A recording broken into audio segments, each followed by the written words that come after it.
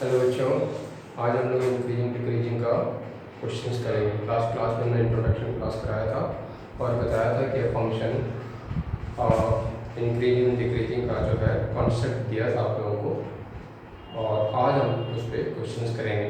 अगर आपने previous lecture को अटेंड नहीं किया तो पहले उसको देखें और उसके बाद इस क्वेश्चंस पे आए, ठीक है ना। देखें, क्वेश्चन है, question is find the interval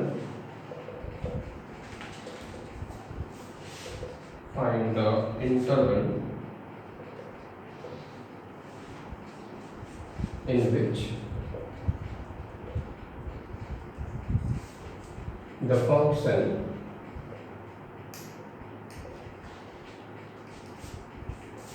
fx equal to sin 3x and x belongs to 0 to pi by 2 is increasing or decreasing।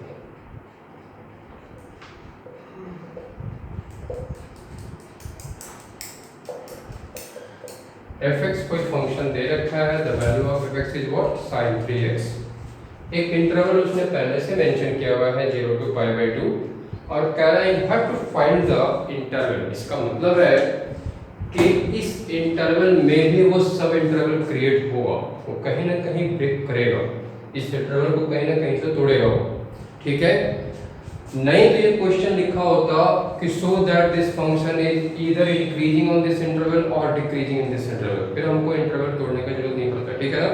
लेकिन अगर इसमें मेंशन किया हुआ है कि फाइंड द इंटरवल, इसका मतलब है कि ये जो इंटरवल दे रखा है, ठीक है ना, इसमें भी ब्रेक होगा, वो सब इंटरवल में टूट जाएगा, ठीक है ना। तो हम फाइंड आउट कैसे करेंगे, मैंने बताया था कि इंक्रीजिंग डिक्रीजिंग का कोई भी क्वेश्चन हो, सबसे पहले क्या करना चाहिए, डिफरेंशिएट कर देना चाहिए, that is the first step, ठीक है। तो सॉल्यूशन में देखें, ठीक है, कि since fx equal to sin 3x and therefore f dash x क्या हो जाएगा, 3 cos 3x, ठीक है। फिर हमने ये बताया था कि अगर आपको इंटरवल फाइंड आउट करने को कहा जा रहा हो या आपका नीड है कि इंटरवल मुझे क्रिएट करना है, इन बोथ केसेस मुझे क्या करना चाहिए, f dash x equal to what, 0, ठीक है, ताकि हम इंटरवल को क्रिएट कर सकें, ठीक है। टू फाइंड इंटरवल, इंटरवल को फाइंड आउट करने के लिए क्या लिखेंगे, f dash x equal to what, 0,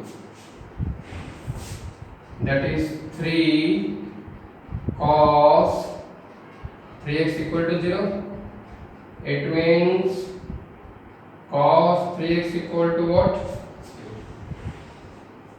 then 3x is equal to pi by 2, cos 90 का वैल्यू क्या होता है, 0 होता है, और कहीं 0 होता है 3 pi by 2 पे, ठीक है। हमने बता रखा है कि cos y एक्सिस पे ही 0 होता है, तो अगर हम एंगल के थ्रू जाएंगे तो ये क्या बनेगा, pi by 2, और ये याद रखेंगे कि cos जो है y एक्सिस पे 0 होता है, क्या होता है, 0, और sin x एक्सिस पे 0 होता है। यहाँ पे cos थीटा 0 और यहाँ पे, इस चीज को अगर याद रखोगे तो घूमते घूमते सारे एंगल निकाल लोगे। जैसे ये पाई बाई 2 हुआ, यहाँ से यहाँ घूम के आएंगे तो क्या हो जाएगा, 3 पाई बाई 2, फिर से घूम के जाओगे तो क्या हो जाएगा, 5 पाई बाई 2, हो जाएगा नहीं हो जाएगा। उसी तरीके से साइन जो है x एक्सिस पे 0 होता है, तो साइन 0 0, साइन पाई की वैल्यू फिर से जब यहाँ से यहाँ होगी तो क्या हो जाएगा पाई, तो साइन पाई इज ऑल्सो 0। फिर यहाँ से घूम के जाओगे तो क्या हो जाएगा 2 पाई दैट इज ऑल्सो 0। तो याद आपको रख लेना है ये दो वैल्यू कि एक्स एक्सिस पे साइन और tan दोनों याद रख लेना। क्या होता है 0 और y एक्सिस पे cos 0। याद रखोगे तो घूम घूम के जितने एंगल होंगे जो भी होंगे सारे निकाल लोगे नहीं निकाल लोगे। ठीक है, वैसे कितनी वैल्यू लर्न करोगे, इसलिए आप एक्सिस को ही लर्न कर लो कि एक्स एक्सिस पे एक बार फिर से बता दूं, एक्स एक्सिस पे साइन एंड दोनों 0 होते हैं और y एक्सिस पे बाकी वाले तो हम sin cos tan अगर जान गए तो दूसरे को निकाल लेंगे। क्लियर हो? ये हमने लिखा कि 3x इक्वल टू एक तो पाई बाई 2 है ना, एक 3 पाई बाई 2। तो आप जरा देखें कि x इक्वल टू क्या होगा पाई बाई 6 एंड ठीक है। अब देखो जब ये ट्रिगोनोमेट्रिक फंक्शन है इसमें पहले से ही एक इंटरवल दे रखा है, इसका मतलब वो हमारा एंड पॉइंट हो जाएगा।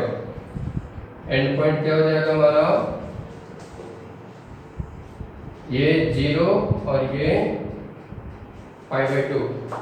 ठीक है, बीच में क्या आ गया, एक ही वैल्यू आ रहा है, वो क्या आ रहा है इसका पाई बाई 6 आ रहा है ना, क्योंकि दूसरा जो है pi by 2 already and point को ही दिखा रहा है। क्लियर, इसमें दो इंटरवल बनता हुआ दिख रहा है। पहला इंटरवल क्या है 0 से पाई बाई 0 के साथ क्लोज ब्रैकेट, पाई बाई 6 के साथ ओपन, और इधर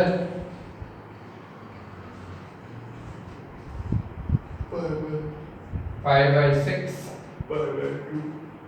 पाई बाई 2 के साथ क्लोज ब्रैकेट क्यों रखेंगे, क्योंकि ऑलरेडी गिवन है। अगर सिर्फ इंक्रीजिंग और डिक्रीजिंग का पार्ट है, स्ट्रिक्टली इंक्रीजिंग डिक्रीजिंग का नहीं है, तो आप इसमें भी क्लोज ले सकते हो और नहीं भी ले सकते हो। ठीक है, इसमें क्लोज इसलिए ले सकते हो क्योंकि हमारा क्या पार्ट है इंक्रीजिंग के लिए ग्रेटर देन इक्वल टू, क्योंकि ये जो ब्रेकिंग पॉइंट है हमेशा इक्वल टू 0 देगा। अगर आपने इसे कंसीडर कर लिया तो हमेशा क्या देगा, क्योंकि हम इसी के थ्रू लाया ना, इक्वल टू 0 करके तो लाया इसको। लेकिन स्ट्रिक्टली इंक्रीजिंग अगर रहा तो जो ब्रेकिंग पॉइंट है उसको कभी भी आप क्लोज ब्रैकेट में कवर नहीं करोगे। ठीक है, देखें इसको f डैश x, इसमें f डैश x की वैल्यू क्या होगा 0 से लेकर पाई बाई 6, जिसमें 0 इंक्लूडेड है, 0 f डैश x हमारे पास क्या था, इसमें अगर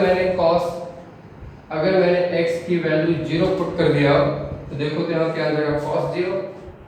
cos 0 क्या होता है, वैल्यू क्या आ गया 3।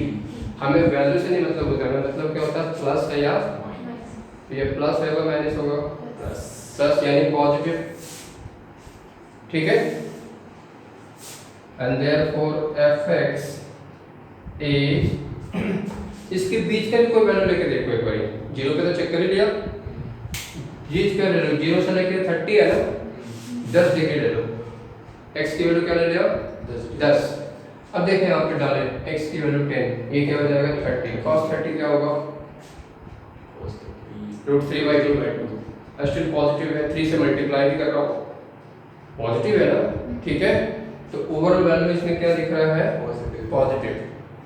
ठीक है, ये फंक्शन क्या हो जाएगा हमारा, ठीक है, इंक्रीजिंग या फिर स्ट्रिक्टली इंक्रीजिंग। पूछा इसमें क्या है इंक्रीजिंग, मैंने बताया था कि जो फंक्शन स्ट्रिक्टली इंक्रीजिंग है वो इंक्रीजिंग तो है, तो क्या लिखेंगे is an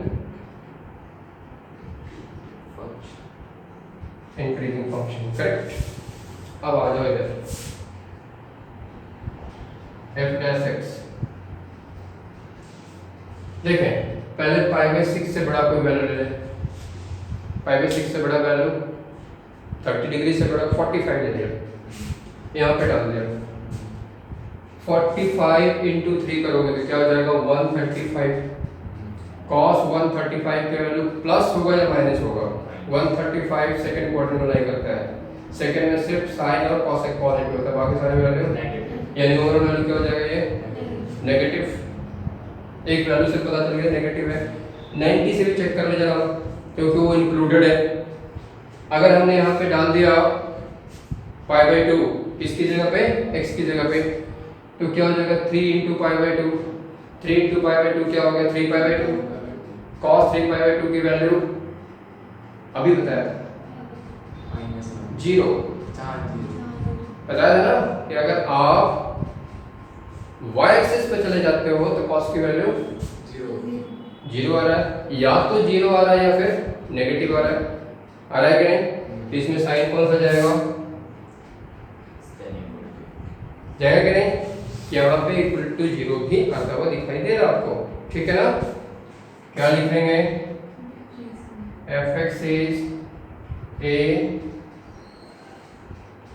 decreasing function। f(x) क्या हमारा एक डिक्रीजिंग फंक्शन है। तो पता चल गया कि ये जीरो से लेकर π/6 का जो पार्ट था उसमें ये फंक्शन इंक्रीज कर रहा है। इसमें क्लियर हो सभी? कोई दिक्कत? पक्की बात है ना? काफी।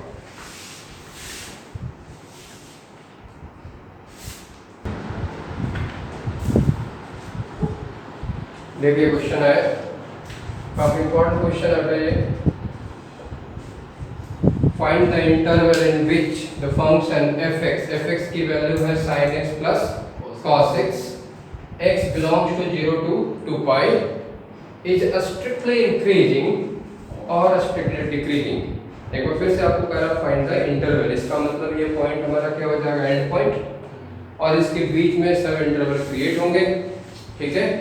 और उसमें से हमें फाइंड आउट करना है कि किस इंटरवल में वो इंक्रीज कर रहा है, किस में वो डिक्रीज कर रहा है, ठीक है?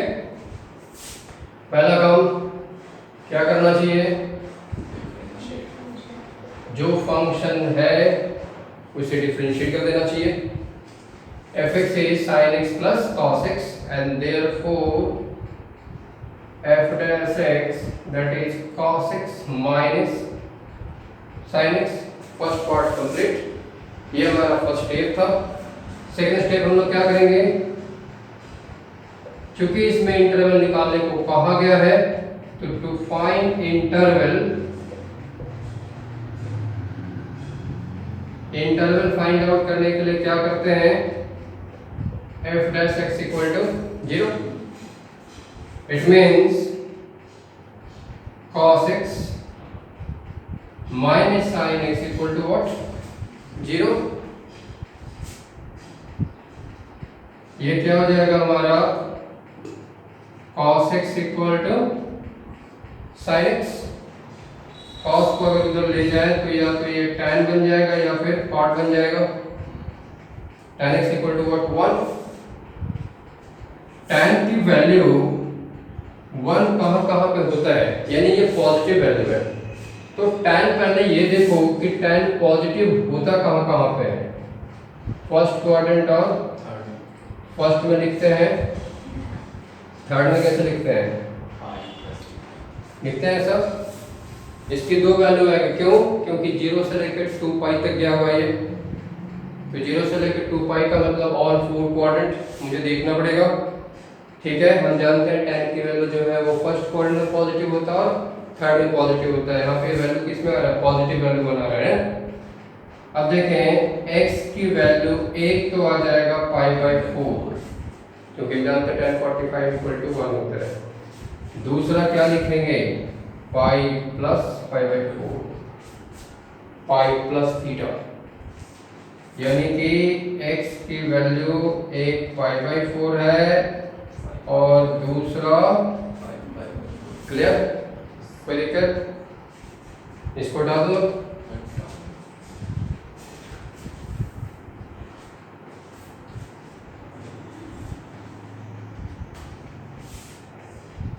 नंबर लाइन पे इसको प्लॉट किया, एंड पॉइंट क्या लिखूं, 0 और 2π, बीच में एक π/4 आ गया और एक 5π/4 आ गया। इंटरवल क्रिएट हो गया, एक ये, दूसरा ये, तीसरा ये, ठीक है। x बिलोंग्स टू 0 के साथ कौन सा इंटरवल? क्लोज, क्योंकि दे रखा है। π/4 के साथ कौन सा इंटरवल? क्यों? क्योंकि स्ट्रिक्टली का पार्ट है। स्ट्रिक्टली में हम ब्रेकिंग पॉइंट को कभी भी क्लोज में नहीं लेंगे, ठीक है। दूसरा इंटरवल को क्या लिखूं, किस इंटरवल के साथ लिखूं? दोनों ओपन के साथ लिखूंगा, ये भी ओपन और ये भी। π/4 और 5π/, और तीसरा, क्योंकि इसमें इंटरवल जरूर चूज करना ठीक से, ठीक है ना। क्या लिखूं इसमें? और 2π के साथ कौन सा ब्रैकेट? क्लोज। क्यों? गिवन है, कहीं कोई देखेगा। जागो ग्राहक को, जागो, थोड़ा जागिए भाई, जाग जाओ, इससे पहले कि 11th वाले 12th करके निकल जाए, है ना। हाँ, फिर गड़बड़ हो जाएगा इससे। देखो फीवर बताए नहीं कौन सा फ्लेवर का फीवर लाई है। एनीवे देखो फर्स्ट, ठीक है, जिसमें क्लोज ब्रैकेट होगा उसमें एक पॉइंट को भी जरूर कंसीडर करना, ठीक है ना। पहला 0 ड्रॉ, कहाँ डालोगे? क्या हो जाएगा? cos 0 sin 0, cos 0 1 sin 0 0, positive दिख रहा है, 1 - 0। हमें तो वैल्यू से मतलब, हमें मतलब किस चीज से है? पॉजिटिव और, ठीक है। बीच का भी कोई ले लो, 0 से 45 के बीच में 30 डिग्री स्टैंडर्ड वैल्यू है। cos 30 √3/2, sin 30 यानी कि √3/2 - 1/2, पॉजिटिव ही होगा। तो इस पूरे क्वाड्रेंट में क्या दिख रहा है? ये ग्रेटर देन 0, कहीं भी इक्वल टू 0 होता हुआ दिखाई नहीं दे रहा है। फंक्शन क्या हो जाएगा आपका? Therefore f(x) is strictly क्या? सर π/4 नहीं ले सकते? नहीं, ओपन है ना। अच्छा ठीक, ओपन का पॉइंट कंसीडर नहीं होता। इसको मैं ऐसे लिख देता हूँ, देख 11th में पढ़ा होगा। इसका मतलब क्या होता है? Point is not be included, okay ठीक है ना। हम लोग ऐसा डार्क सर्कल है, हॉलो सर्कल। डार्क सर्कल का मतलब वो पॉइंट इंक्लूड कर रहा है, और हॉलो सर्कल का मतलब वो पॉइंट इंक्लूड। ओके तो और ये भी बताया था मैंने अभी कि स्ट्रिक्टली इंक्रीजिंग जब भी होगा उस केस में आप ब्रेकिंग पॉइंट को कभी भी इंक्लूड नहीं करोगे, ठीक है ना, जो ब्रेक हो रहा है बीच में। ठीक है। दूसरे में आ जाए f(x) π/4 से बड़ा और 5π/4 से छोटा। उतनी दूर जाने की जरूरत है। 5/4 से बड़ा, थोड़ा सा बड़ा देखो, 60 डिग्री ले लो। 60 डिग्री में क्या हो जाएगा? ये 1/2, ये नेगेटिव दिख रहा है। f(x) is strictly decreasing, और थर्ड में f(x) 5π/4 से लेकर 2π तक। तो पहले 2π ले लें, cos 2π, cos 0 ही है, ठीक है। cos 2π और cos 0 सेम ही चीज का है। देखो 2π यहाँ से घूम के यहाँ पहुँच गया, cos 0 1 sin 0 0। अब इसके बीच की कोई वैल्यू ले लो। 5π/4 का मतलब होता है 225 डिग्री, 5 टाइम मल्टीप्लाई करोगे तो, ठीक है। इसके बीच में और कोई वैल्यू उठाओ और उसको चेक करने की कोशिश करो। हाँ 240 हाँ 240 ले लो, ठीक है, और उसको चेक करो। हालांकि यहाँ से पता तो चल गया मुझे कि वैल्यू क्या आएगा, ठीक है। लेकिन फिर भी आप चेक करना चाहो तो एक और पॉइंट उठाकर चेक कर सकते हो इसको, करना ही नहीं है, ठीक है ना। ये वैल्यू क्या होगा? f(x) is strictly what? Increasing. इसमें क्या आता हुआ दिख रहा था? इंक्रीजिंग, इसमें डिक्रीजिंग को नीचे से होगा तुम, है ना? It's your choice. कोई दिक्कत है तो देख लो। सर ये क्या लिखा आपने? इंक्रीजिंग लिखा था। हाँ, INC लिख के छोड़ दिया है। वो हमारे हेडो से इतना लहरा दिया। अब सही सही है। 13th एग्जांपल है पर इसमें बुक में स्ट्रिक्टली नहीं रहता। नहीं रहता, नहीं नहीं लिखा था। नहीं सर, इंक्रीजिंग और डिक्रीजिंग इंक्रीजिंग और डिक्रीजिंग। नेक्स्ट क्वेश्चन देखिए बेटा, find the interval in which the function f(x) equal to sin x minus cos x। ठीक है, इसके पहले जो क्वेश्चन था वो क्या था? sin x plus cos x। Interval वही है पहले से जो दे रखा है 0 to 2 पाई, इसी को आपको ब्रेकआउट करना है। इज स्ट्रिक्टली इंक्रीजिंग और स्ट्रिक्टली डिक्रीजिंग। सॉल्यूशन में आ जाए। f(x) हमारा क्या है? sin x minus cos x।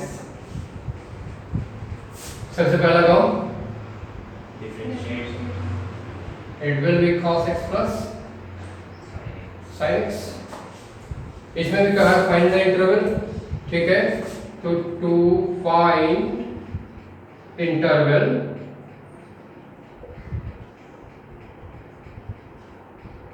क्या करेंगे? f dash x equal to 0, it means cos x plus sin x equal to 0, sin x equal to minus cos x। अब यहाँ पे tan x इक्वल टू क्या आ गया? cos को इधर ले लिया, ठीक है, या फिर कह लो cos से दोनों से डिवाइड कर दिया।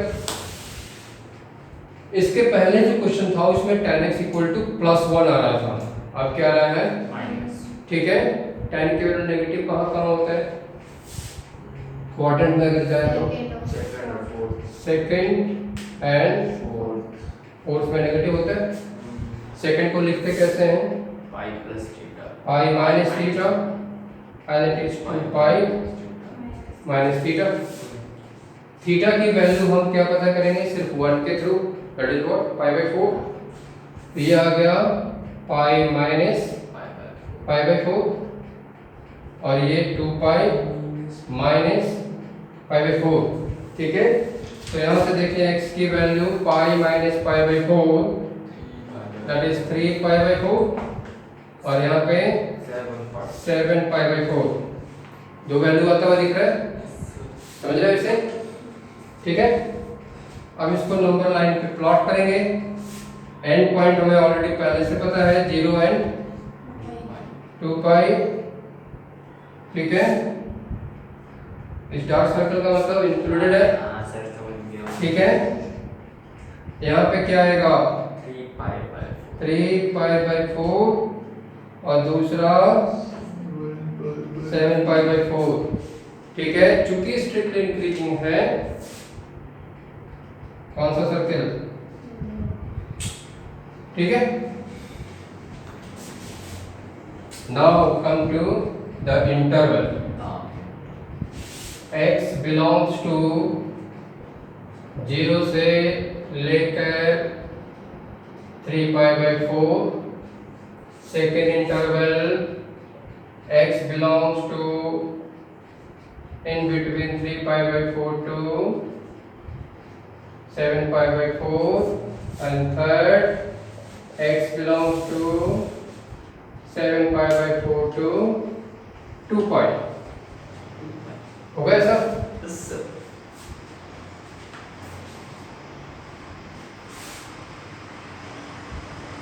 f dash x चेक करेंगे आप इसको। f dash x पहले हमने 0 ले लिया क्योंकि 0 इंक्लूडेड है।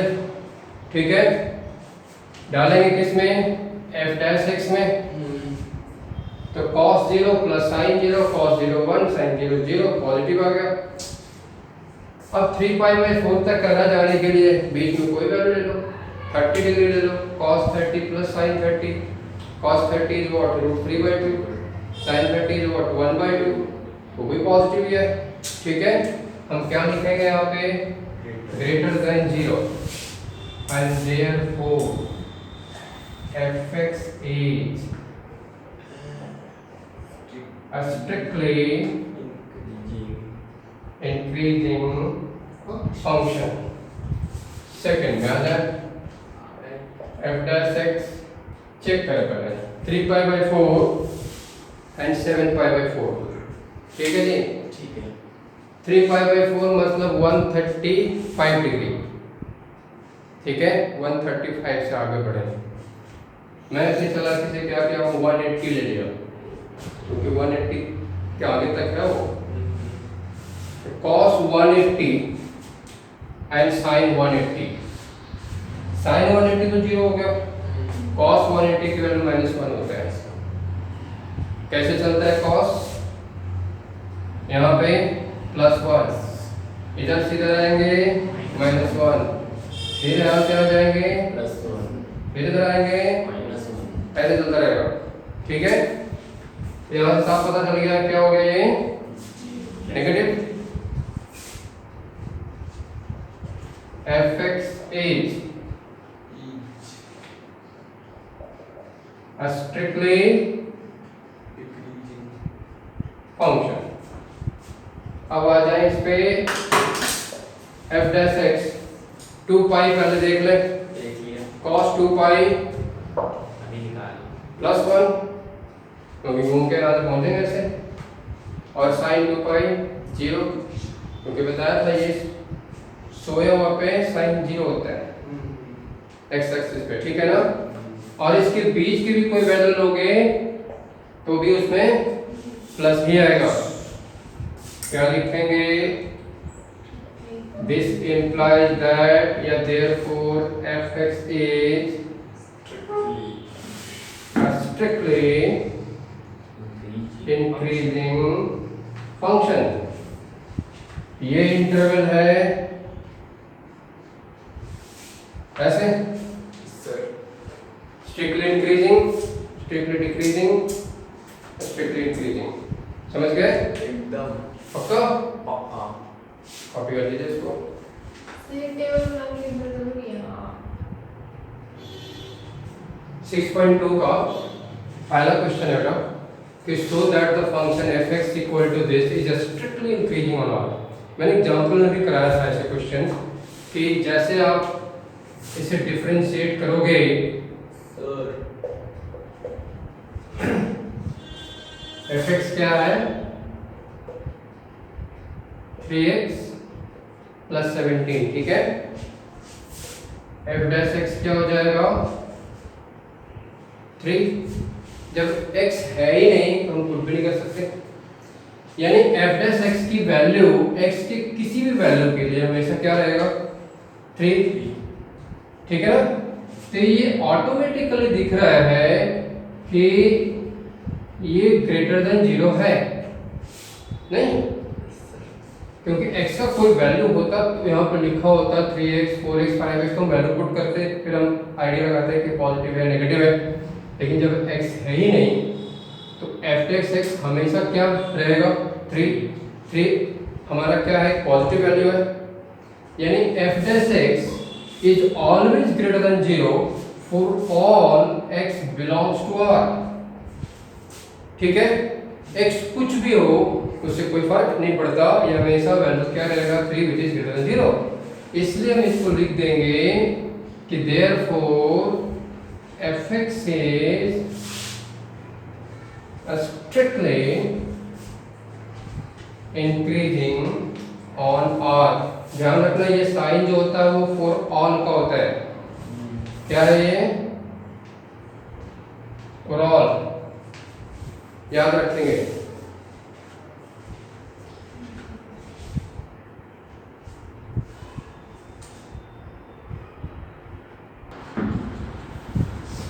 देखिए क्वेश्चन नंबर 2 इसमें भी कह रहा है so that fx equal to e power 2x is a strictly increasing on R ठीक है। सॉल्यूशन देखें एक्स क्या है e power 2x, F dash x क्या होगा e पावर 2x इंटू 2 होगा कि नहीं। अब x की value plus low minus low zero लो, ये वैल्यू हमेशा ग्रेटर देन जीरो होगा। मैं दोनों सभी तरीके से दिखाता हूँ, ठीक है। देखें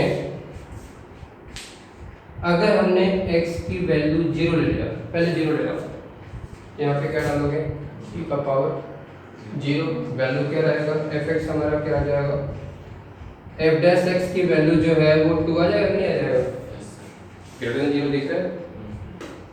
अब मैंने x की वैल्यू ग्रेटर देन जीरो ले लिया, कोई वैल्यू ले लिया, मान लिया कि ग्रेटर देन जीरो के लिए ऐसे दिखा रहा हूँ x equal to 1 which is greater than zero, ठीक है। यहाँ पे पुट कर दो, क्या आ जाएगा 2 e power 2 which is also greater than zero. पहले केस में भी क्या दिख रहा था, अब मैं x की वैल्यू माइनस में ले रहा हूँ, x ले लिया हमने -1 which is what F dash x पे आए, यहाँ पे वैल्यू क्या आएगा ट्वाइस e पावर -2 आएगा ऐसा। इसको आप 2 e पावर 2 लिख सकते हो, नेगेटिव तो नहीं है, पावर में नेगेटिव जरूर था लेकिन ओवरऑल वैल्यू नेगेटिव नहीं आ रहा, विच इज ऑल्सो। तो हम देख रहे हैं कि x की कोई भी वैल्यू ले लें प्लस माइनस जीरो, सभी पे क्या दिख रहा है प्लस x की वैल्यू पॉजिटिव दिख रहा है नहीं दिख रहा, ठीक है। तो हम लिखेंगे यहाँ पे therefore f dash x is greater than zero, ठीक है ना। f(x) is strictly increasing for all, इसमें दिख रहा है नहीं दिख रहा, नहीं दिख रहा, नहीं दिख रहा, सेट लाइन ब्राउज करके लिखो f(x) is strictly increasing for all x belongs to R। अपनी थोड़ा थोड़ा है, नहीं आप पूरा आ रहा है, थोड़ा है पक्का नहीं नहीं। कितनी बार हो सकता है। देखिए बेटा क्वेश्चन है कि so that y equal to log of 1 plus x minus 2x upon 2 plus x, ठीक है।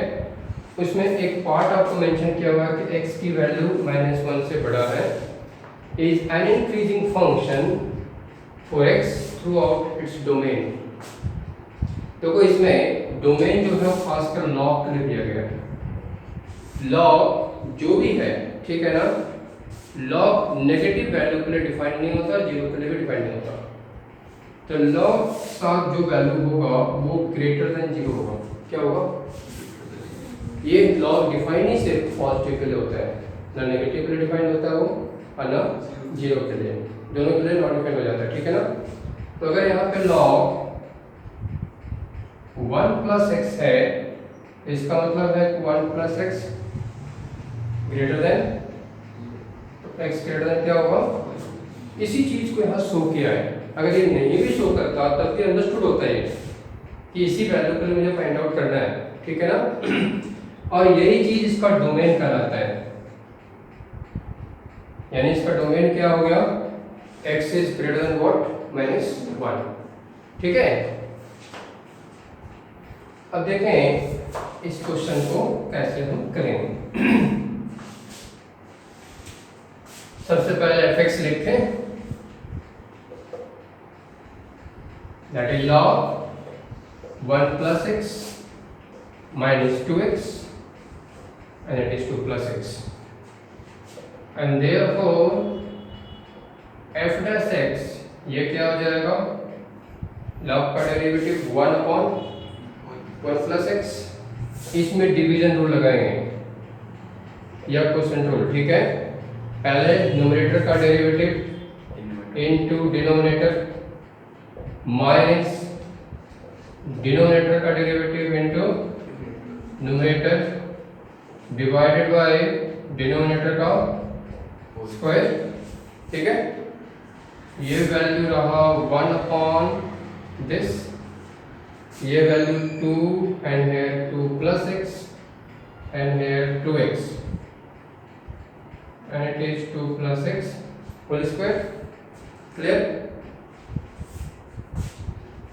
यहाँ से देखें ये वैल्यू तो 1 अपॉन 1 प्लस एक्स आ गया, यहाँ से 2x कट जाएगा, बचेगा क्या 4। ठीक है जी। एक एलसीएम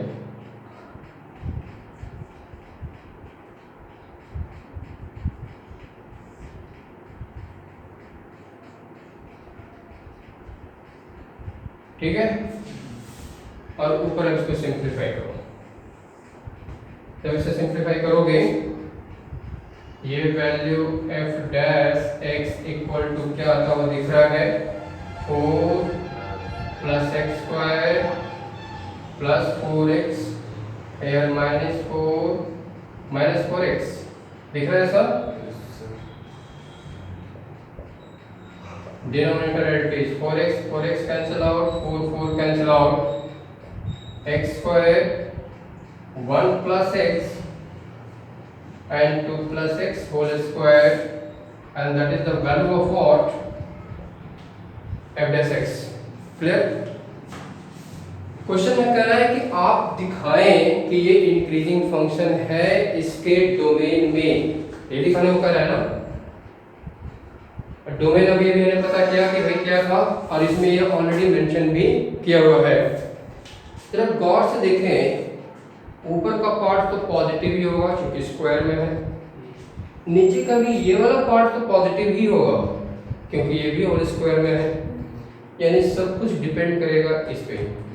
अगर ये नेगेटिव हो गया तो f डैश x की वैल्यू नेगेटिव हो जाएगा, और अगर 1 प्लस x पॉजिटिव हो गया तो सारा कुछ पॉजिटिव हो जाएगा। सब कुछ डिपेंड किस पे कर रहा है 1 प्लस x पे, राइट। गुड। अब देखें क्योंकि इसमें कहा नहीं है टू फाइंड द इंटरवल, तो हम इसे इक्वल टू 0 भी नहीं करेंगे। इसने कहा है कि अगर y ऐसा है, y को भी हमने यहाँ पे fx लेके बढ़ाऊं, ठीक है ना, और अगर x की वैल्यू -1 से बड़ा है तो आप ये दिखाएं कि ये फंक्शन एक इंक्रीजिंग फंक्शन है, करेक्ट। इसलिए हम इसे इक्वल टू 0 नहीं करेंगे। फिर हमने ये बताया कि ये पार्ट हमेशा पॉजिटिव होगा।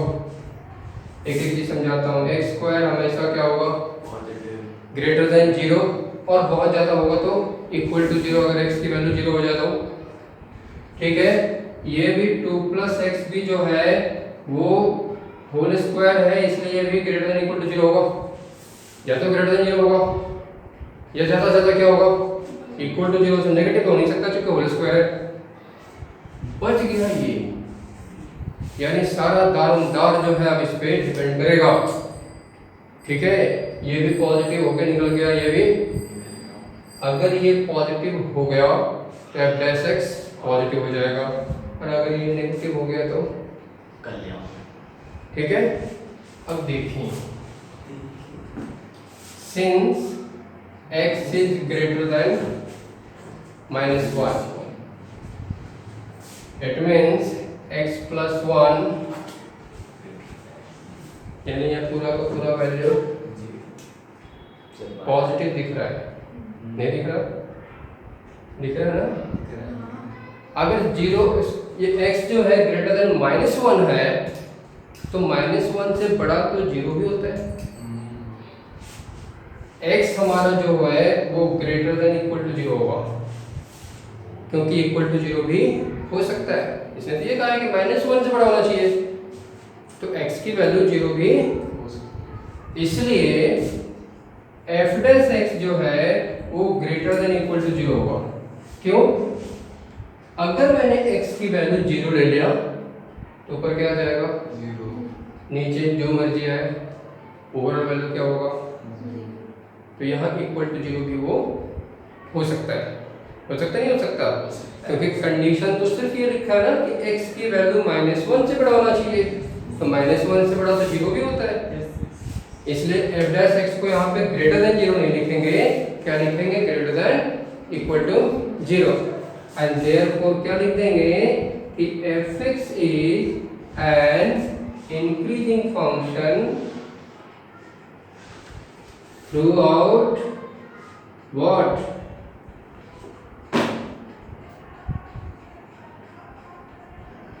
Its domain.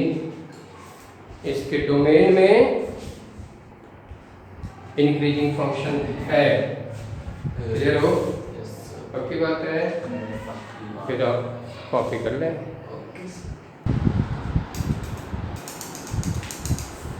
देखो नेक्स्ट क्वेश्चन, क्वेश्चन नंबर 9 है 6.2 का कि prove that y equal to 4 sin theta upon 2 plus cos theta minus theta is an increasing function of theta in interval 0 to pi by 2। ये दे रखा है, ठीक है?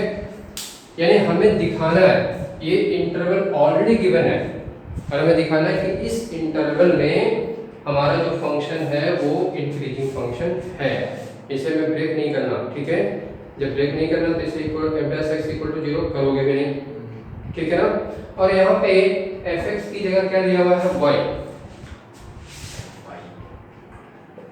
या तो मैं y के रूप में लेके बढ़ जाऊं या फिर इसको अगर f के रूप में लिखना होगा तो f थीटा लिखना पड़ेगा, क्योंकि फंक्शन किसका है? थीटा का है। Since y equal to 4 sin theta and it is 2 plus cos theta and minus theta, ठीक है? इसे हमने क्या करना है? डिफरेंशिएट करना है और ये दिखाना है कि इस इंटरवल में ये वैल्यू जो फर्स्ट डेरिवेटिव है इसका आपका वो ग्रेटर देन 0 है या ग्रेटर देन इक्वल टू 0 है। dy अपॉन क्या लिखूं? d theta. इसमें डिवीजन रूल या क्वोशिएंट रूल, ये क्या हो जाएगा? 4 sin थीटा का derivative 2 plus cos theta minus 2 plus cos theta का derivative into 4 sin theta divided by 2 plus cos theta whole square and minus 1। Theta का डेरिवेटिव 1 होगा ना विद रिस्पेक्ट टू थीटा। ये वैल्यू क्या आ जाएगा बेटा? 4 cos theta and it is 2 plus, ये value क्या आ जाएगा? माइनस sin थीटा, ठीक है?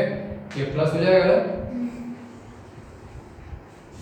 sin थीटा और into 4 sin theta divided by 2 plus cos theta का होल स्क्वायर माइनस 1, ठीक है?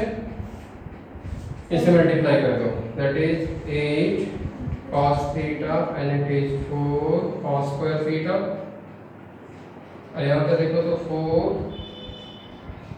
sin स्क्वायर थीटा, ठीक है? और यहाँ पे 2 plus cos theta whole square minus 1।